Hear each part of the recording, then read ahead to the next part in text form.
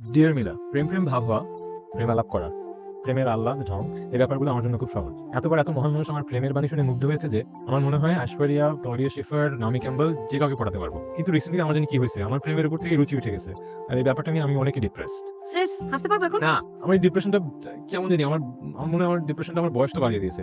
আমার ভিতরে বলছিলাম না একটা শিশু আছে, ওই যে সেই শিশুটা লাভ চায়, কেয়ার চায়, নার্চারিং চায়। ভিতরে জানি মনে হয় যে ওই শিশুটা বড় হয়ে গেছে, কারণ এখন ভিতরে কে যেন আছে যে লাভ দিতে চায়, কেয়ার দিতে চায়, নার্চার করতে চায়।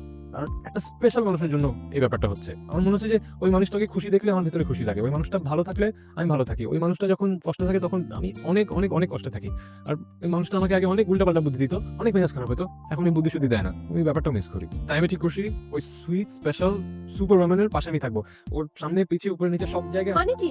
মানে বুঝতে পারছি না, মানে হচ্ছে 24/7 আমি জাস্ট ওর সাথে থাকি। শুন, তোর কি চট্টরি সাবার? সিরিয়াসলি না, আমি আচ্ছা, তুমি তো এখানে বলো আনছি।